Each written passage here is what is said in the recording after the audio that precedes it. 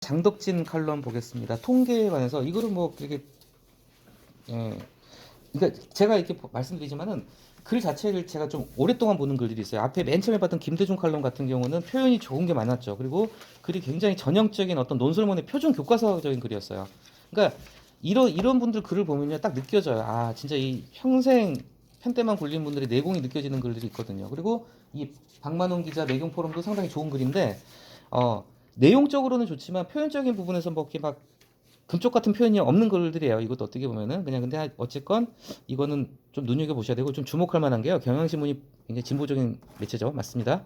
근데 경향신문에서조차 지금 문재인 정부 때 이 통계 조작 문제를 갖다가 굉장히 비판적으로 보고 있다는 거예요. 제가 봤을 때 이거는 지금 수사 중인가 지금 통계청이 박살이 났대요. 친구도 아니고 대학 동기도 통계청에 들어간 애가 있는데 좀 개울그서 통계청 공무원들이 나름 그 엘리트들이에요. 그 소명의식을 가지고 일을 합니다. 솔직히 통계청에서 무슨 국위 영화를 바라겠습니까? 정말 나름 그 천재들이랄까 하여튼 굉장히 통계학이나 수학 전공한 그 나름 이렇게 천재들이 가는 데라고 하더군요. 굉장히 실력 있는 친구들이.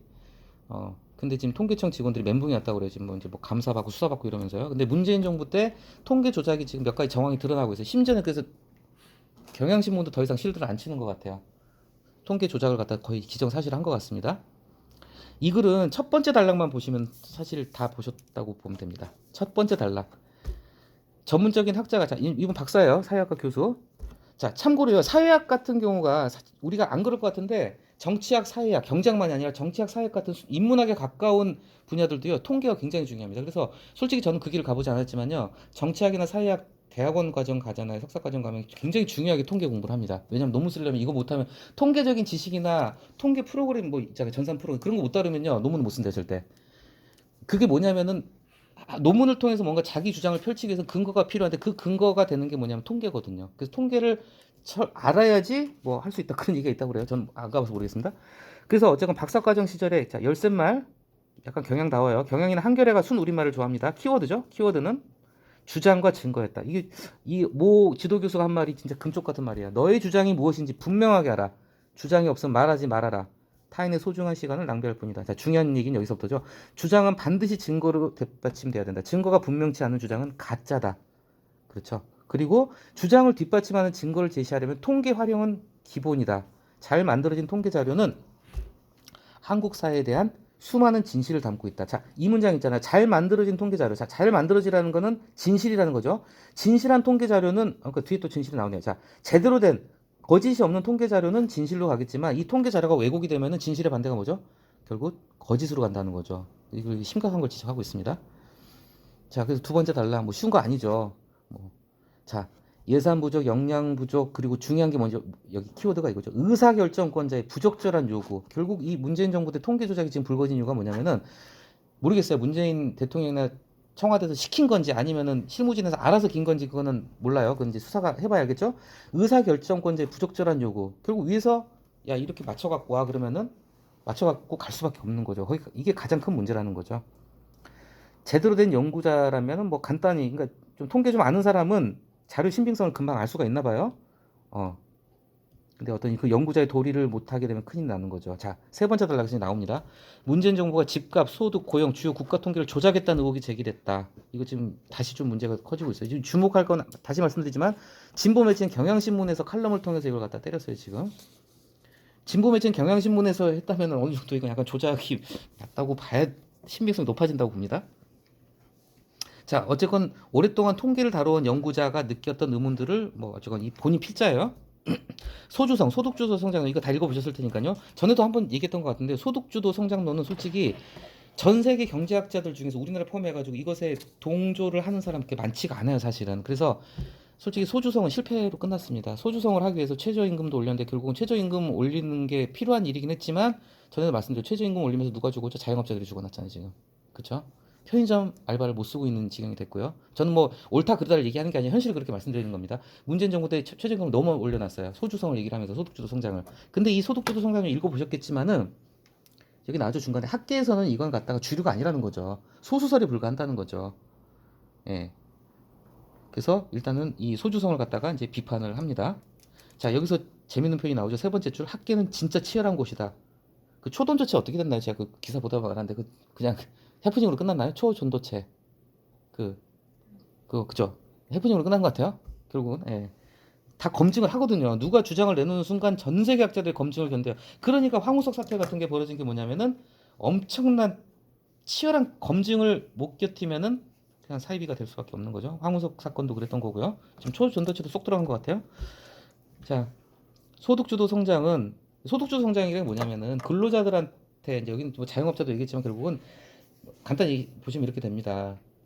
소득이 늘어나면 일반 시민들 뭐 월급쟁이들의 소득이 늘어나게 되면은 그 소득을 통해서 소득은 곧 소비로 가게 되고 소비로 가게 되면 공장이 더 잘 돌아갈 것이고 그러면 경제가 성장할 것이다. 이제 이런 이론인데 어떻게 굳이 얘기를 하자면은 이 이론 자체가 기업보다는 친기업적인 이론은 아닌 거죠. 그러니까 약간 좌파적인 진보적인 경제 이론이라고 보시면 될 것 같아요. 근데 어쨌건 간에 이것도 실패로 끝났습니다. 사실은. 예. 그래서 뭐 낙수 효과 한번 읽어보시면 되고요. 이 통계를 왜 이렇게 해석하지? 이제 여기서 나오고 자 이제 이 다음 단락이 대박이죠. 이 제일 큰 게 이겁니다. 부동산으로 눈길을 돌리면 가히 엉터리 통계 각축장이다. 각축장 잘 쓰는 표죠. 각축을 벌인다. 이게 많이 들어보셨을 거예요. 각축장. 엉터리 통계 대잔치라는 거죠. 엉터리 통계 대잔치였다. 좀 진짜 비꼬게 썼으면은 각축장을 대잔치라고 했을 거예요. 엉터리 통계 대잔치였다. 아 이거는 아시죠? 유명한 말 김현미. 문재인 정부 들어 집값은 11%만 더블 됐죠? 더블 서울 집값 정확히 더블 됐죠? 예.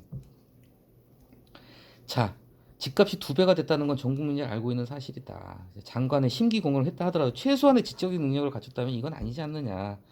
문재인 정부의 주요 의사결정권자들은 상식과 동떨어진 이상한 통계에 눈을 감았다. 그래서 증거가 분명치 않은 주장 가짜했다. 자, 그 다음 단락이 뭐냐면은 문재인 정부 초기 때부터 집값 부동산에 대해서 약간 좀 규제를 많이 했어요. 뭐냐면 참 아이러니한 게요. 노무현 그리고 노무현의 친구 문재인 두 진보 대통령 다 결국 부동산 때문에 망했어요. 노무현 말기 부동산 정책 실패가 굉장히 컸거든요. 그래서 노무현 대통령 지지율이 말기에 10%대로 주저앉았고 그래서 이명박한테 정권 넘겼죠. 근데 이게 약간 트라우마가 된 것 같아요. 문재인 정부가 노무현이 못한 걸 갖다 문재인이 두 가지를 하려고 했습니다. 부동산 개혁. 부동산 개혁이 뭐냐면은 비싼 집 가지고 땅 많이 가진 사람들 세금 많이 내게 하려는 거잖아요. 그래서 노무현한테 종부세가 나왔잖아요. 노무현 정권을 망하게 한 몇 가지 원인 중에 하나 종부세라는 얘기가 있어요, 사실은.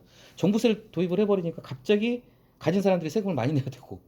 그러니까 노무현 찍혔으니까 안 찍죠, 당연히. 근데 그게 똑같이 내려온 게 뭐냐면은 부동산하고 검찰개혁. 노무현한테 결국 검찰개혁 못했죠. 문재인 대통령 자기 친구가 검찰개혁 못해서 죽었어요. 좀 약간 센 표현입니다. 그쪽에서는 그렇게 해석을 합니다. 노무현 대통령 검찰 수사받다 결국 뭐 그렇게 됐으니까 문재인 대통령 그래서 문재인 대통령은 진짜로 검찰개혁 하려고 했는데 결국은 못하고 검사한테 정권을 넘겨주고 있어요 지금. 자, 이거 엄청난 아이러니입니다. 마찬가지로 부동산 개혁을 노무현 때 실패로 끝난 걸 갖다 문재인 때 초창기에 공시지가를 갖다가 현실하고 공시지가 현실한다는 게 뭐냐 세금 더 많이 걷겠다는 거잖아요.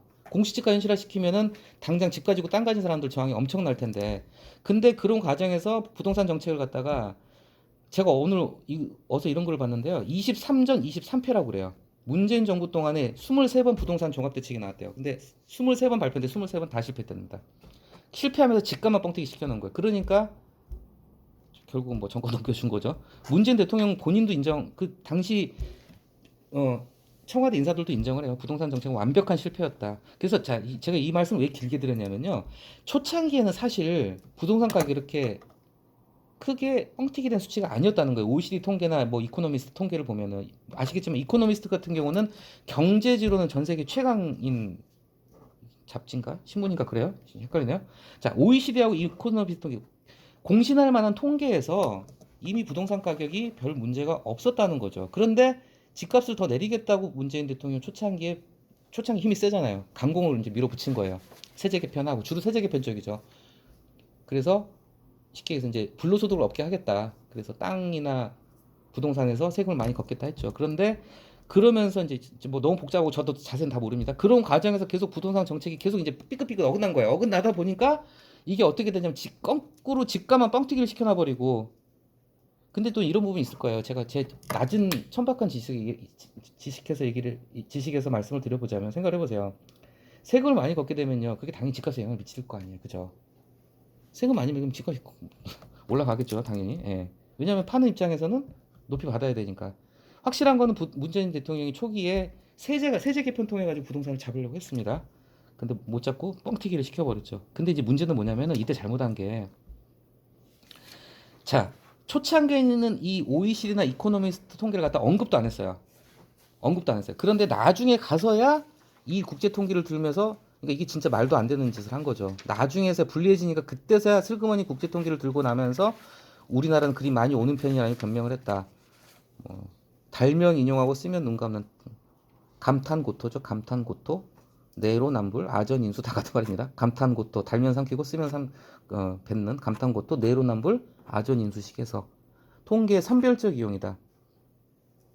그래서 이거는 제가 감히 말씀드리자면요. 그 지금의 야당이 여당이나 검찰을 공격을 할 때 많이 하는 얘기가 선택적 정의잖아요. 선택적 정의. 왜 누구 똑같이 죄를 졌는데 조국만 털고 윤석열 장모는 안 건드리니 막 이런 얘기 많이 하잖아요. 선택적 정의다. 선택적 정의는 진짜 악이랑 똑같다. 근데 여기서 이걸 보다 저도 생각이 나는데 통계를 갖다 이렇게 선별적으로 쓰는 것도 악이 됩니다. 전에 언제 봤죠? 이 뒤에 나오죠. 저 처음 알았습니다. 스태티스틱스 이 통계학 영어 표현이 스테이트하고 같네요. 국가의 어떤 기틀이 된다는 거죠. 통계가 정말로. 저는 한번 봤던 것 같은데 비슷한 칼럼 통계를 조작하는 건 진짜 국기문란에 가깝다. 이건 엄벌에 처해야 된다 한번 본 적 있었던 것 같아요. 그러다 일명상통한 건데 이 통계를 갖다가 조작을 하고 선별적으로 이용을 하고 여론 플레이 이용을 했다면 이거는 이건 혼나야죠. 그렇죠? 그래서 지금 뭐 수사인가 아무튼 한다고 그래요 지금. 저 처음 알았습니다. 이런 건 이제 이런 거 상식 하나씩 배워가면 좋죠. 국가 우리가 국가를 얘기하는 스테이트하고 통계학이 영어로 스태티스틱스인데 이게 같은 뜻이구나. 그렇죠? 좋은 표현입니다. 국가의 상태를 측정해서 통계로 만들어야 통치를 시작할 수 있기 때문이다. 우리 조선시대 때 국사 공부할 때도 그런 거 나오잖아요. 어떤 토지개혁 같은 건 아니면 세제 개편할 때 일단은 결수라고 그러죠 옛날에. 몇 마지개 아니면 몇 개월 이렇게 토지 결수 조사부터 시작을 하는 얘기 나오잖아요. 먼저 일단 통계가 있어야지 정책을 만들고 정치를 하는 거니까요. 마지막에 이제 핵심이 나오죠. 보수 진보를 떠나서 어떤 정권이 들어서더라도 국가의 기초 뭐죠? 통계죠. 통계를 뒤흔들 수 없는 시스템을 구축해야 된다. 일단 저는 여기까지 하겠습니다.